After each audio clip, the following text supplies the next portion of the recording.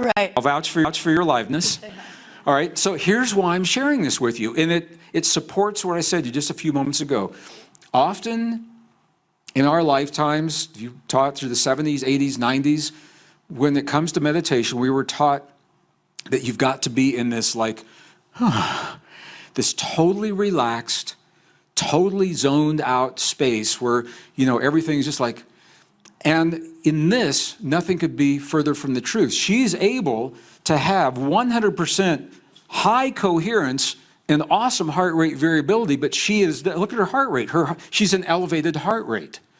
And the reason I'm saying this, and I can say this now because I'm in Colorado, I get to do this in Colorado, is that the U.S. Olympic team that trains in Colorado Springs is using this technology.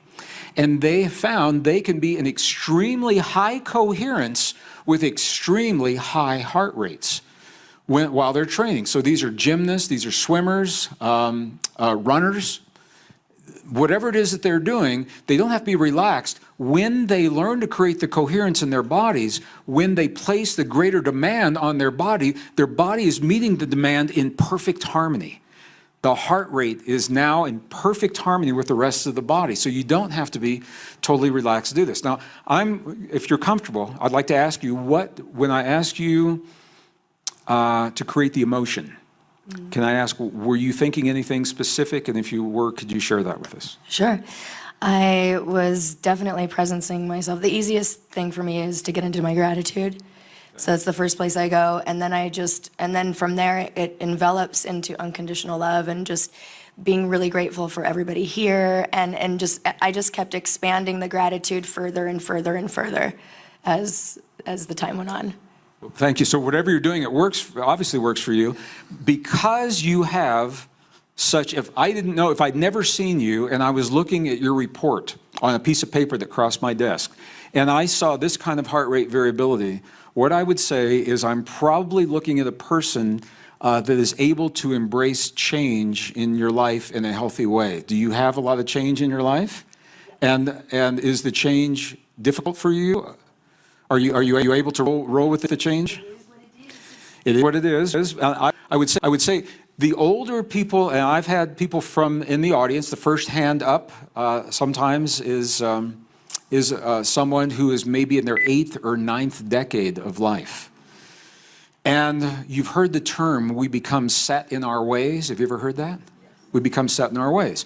When we become set in our ways, we expect the world to respond to us in a very specific way, and we expect people to be a very specific way. And when people in the world do not fit that expectation, it can be frustrating for someone who has a low heart rate variability. And you will see, it will look like, you won't see these big, long, deep heart waves. It look like a little squiggle, just a little squiggle going across here. And when I see that little tiny squiggle, this isn't about zoning out or letting go. So we do this. 3 steps. The first, from your mind into your heart. And what I've found is in the Western traditions, for many people, that's easier said than done. I'll ask people, are you in your heart? And they'll say, yep, I'm in my heart. But what they are really doing is they're still in their brain thinking about what it would be like if they're in their heart. This is where the indigenous traditions come in. Our ancestors told us, and when I spend time with my indigenous friends, I say, how do you guys do this? And they say it helps if you can gently touch your heart center, physically, in a way that's comfortable for you. In the Mayan traditions, you see an open palm right on the heart. In many of the Middle Eastern traditions, you see the same thing. In the Buddhist traditions, you see a prayer mudra that physically touches the sternum. The key is, any of those things creates a gentle touch, a physical sensation right over the heart center, and your awareness will always go to the place where you feel the sensation. That's the key. So if you can create a touch over your heart, your awareness will go there. First step. Second step, very simple. Slow your breathing a little bit slower than typical. Maybe 5 seconds inhale, 5 seconds exhale. And here's why that's powerful. Because the only time you would ever slow your breathing and breathe in that way is when you feel safe. When you feel that you're in a place that's safe, and you're not threatened, and you're not vigilant of your surroundings. So you're telling your body you're in a place that's safe.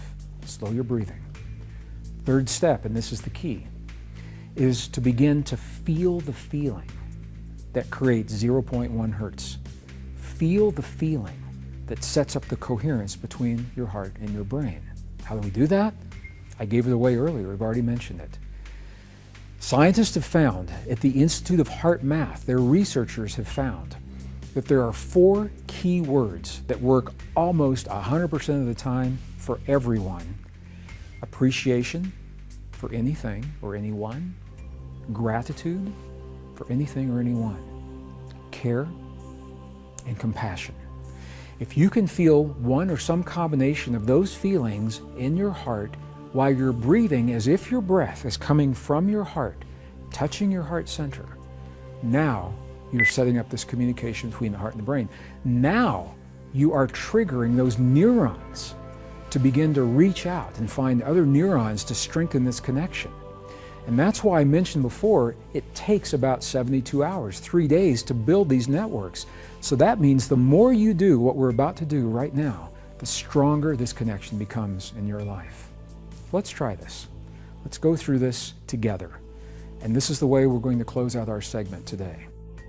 I'm going to invite you first to shift your awareness from your mind into your heart by gently touching your heart center. Okay? And once you're there, breathe a little slower than you typically would. 5 seconds inhale.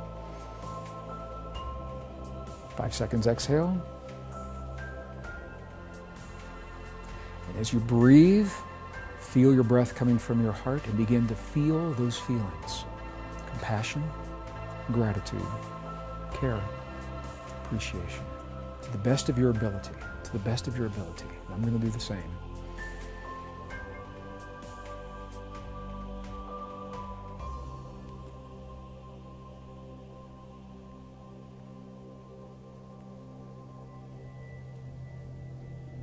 Okay.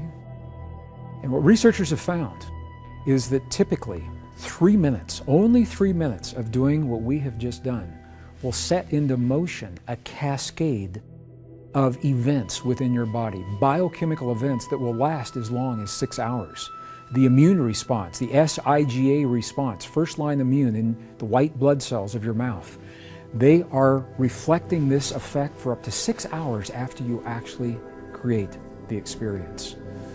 So I mentioned that we can do this any time of day. You can do it before you sleep at night, first thing when you wake up in the morning. This technique, as simple as it seems, is the powerful key to awaken the greatest potential in your life.